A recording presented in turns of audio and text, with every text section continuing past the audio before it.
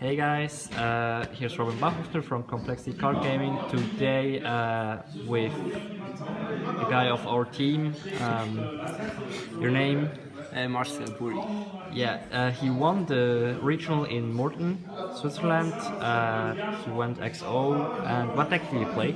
I just played PePe. Okay. Full force PePe we had for this weekend, the last time. Okay, so let's start with the deck. Okay, so the obvious stuff: 3 Skullcrobat, 3 Monkey Board, then 3 Sorcerer. I think that's absolutely standard. There's no reason to not play that.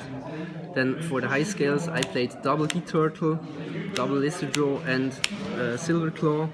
The reason for 2 of this is just simple. If you play mirror matches, you always want to destroy both of your scales, so you destroy it, and then next turn, if there's a next turn, you really like to have a second one to just get that free draw.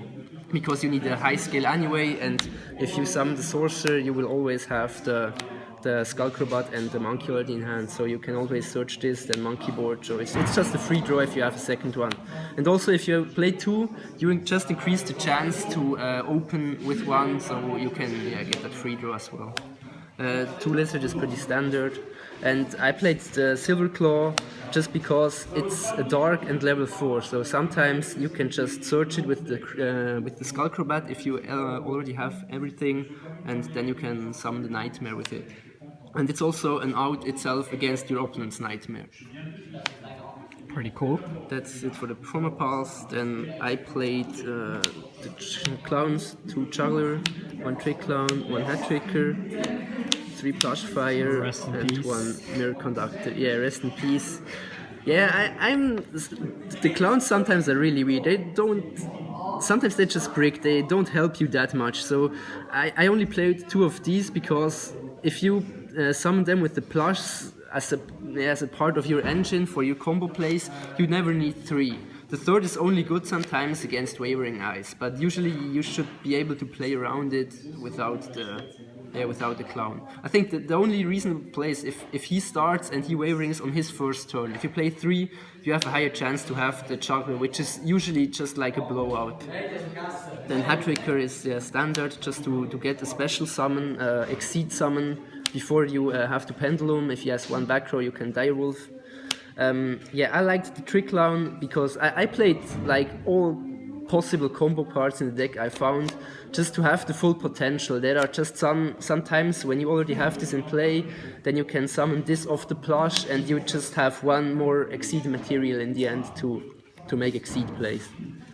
And then those here, I first wanted to play 2 because I felt like 2 is enough. But the very first game when I cut 1, my opening hand was Luster with 2 plush, and then I just put back the 3rd in. It was really annoying. But yeah, it's still really good with the Sorcerers. Then I played the Draco Rivals, so 3 Luster, 2 Vector and Master. Just the normal ratios. Then I also played a Gigabyte. It's, as I said, I played like everything I felt is part of the engine, and if you open with Luster and Plush, you usually summon the Damage Juggler, you normal summon the Skullcrobat or something else, then you summon the Gremlin to detach the Juggler to get the low scale, because you already have the Luster, so you want the low scale, and at that point you usually don't want to draw, you don't want to search a Lizard Draw, because it will just do nothing. So it's really nice if you can search this at that point, then Pendulum, then make like Infinity, and you still have this, so maybe it's exactly the 1 material that also gives you Rafflesia. So I like this one. And then I also played Sephiroth. I think it's really versatile. It allowed me to play the Foolish. I didn't like Foolish with only the clowns. It can pop one of your, not pop, but return 1 of your scales to be safe before Wavering Eyes. And it's a dark, so if you have Foolish, it's another option to go into Nightmare, which I still think is like, you always want to start Infinity Nightmare in the mirror match. And 3 Maxis, just to stop your opponent's plays, or force him to give you a lot of cards. And if he cannot OTK you, you just win next turn. Then 3 Face Off, 3 Wavering, and the 1 Foolish. That's pretty standard. And then I played both traps. I didn't really like only playing the treacherous, which is maybe the standard right now. I just had some games where my opponent could do something with face off, with luster plush, and then they could just pendulum summon 5. And if you have only the treacherous, usually that won't help you. So that's not really cool. And also if you play both, you can just resolve this first, and you still have the time space, and you're just more versatile. So if your opponent goes for a big pendulum summon, you can just treacherous him, time space him.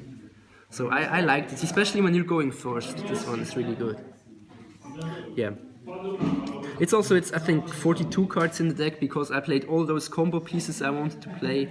I decided I would just cut nothing. I felt like I wanted to play everything. And yeah, it was anyway the last tournament, so I didn't think about it so much. Okay, then for the extra deck. Yeah, this is more or less pretty standard. The Trapeze Magician, Rafflesia for the trap balls, then the imps. This is really important. I think some people decided to cut it, but if you need something that can detach in your first turn, you always summon him, because the only other card is Dweller, and yeah, you don't want to summon first turn Dweller, except maybe against Mermail. So this is really good. Even if you just will search for a dead lizard draw, it's still better to summon him.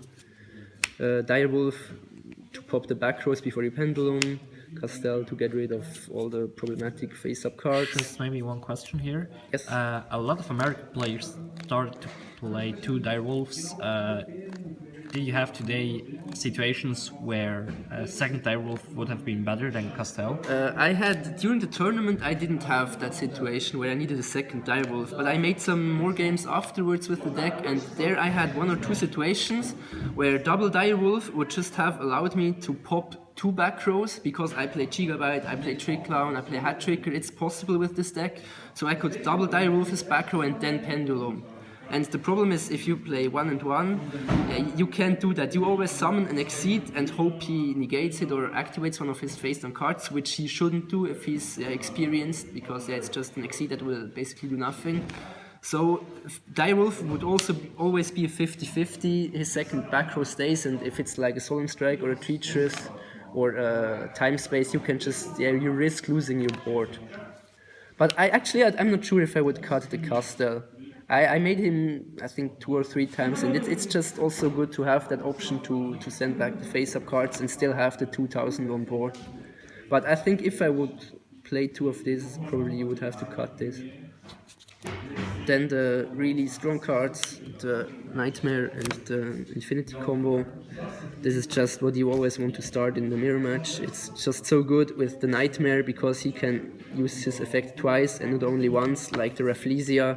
So yeah, I felt like if my opponent doesn't have Joker and Face Off, which he could chain, you can normal summon Skullcrobat Joker, chain the Face Off, and then you can't set face down the Draco Overlord or the Draco rival. That's the only thing when this is not that good. But in every other scenario, it's just better, I think, than Rafflesia. Then I played the Manchester and the Las's Giant Hand. There's just enough space. For a while I played the Pleiades, a second Teller Knight, Pleiades, Pleiades and the Diamond, which is 3 slots. But yeah, I didn't find the space for that because I wanted to re-add the Manchester. I didn't play it back then. It's just sometimes good to give you some combo plays with the Ignister, then Manchester, then Ignister. And I also didn't play the Dweller. And I think right now Dweller is necessary again because it's really good against Monarchs. Sometimes they have the D-Draw in the grave, the Monarch D-Draw, and the Erebeos, I think, the big black Monarch. So it's good to give him Dweller so they can do nothing with their graveyard. And sometimes their grave is already enough to make another Tribute summon. So yeah, I felt like I have to re-add this, so I cut the Pleiades and then I also had space for this. And then the 2 Ignister and 1 Dinoster. Pretty standard. Yeah, I think that's enough. I don't think you need 3 Ignister usually. Okay, and for the side deck? Yeah, the side deck is not that well thought, I think. I played hand traps, 2 rabbits, 2 whalers. It's just for the matchups where you assume you will go second, you can side in the hand traps that are better. I really like if you have hand traps that you can draw into with Maxi in general, but I felt in the main deck sometimes Whaler is just bad, like against Cosmo, sometimes the Snow Rabbit is really bad, so I didn't feel like I want to main deck them, so I sided them and just boarded them in the matchup I wanted them. To then cross still for just the decks with a lot of back row like Cosmo or Satellar, which I played in round 1 and I just won with Denko and OTK, so yeah, it's still really good there. Then to Psy Blocker,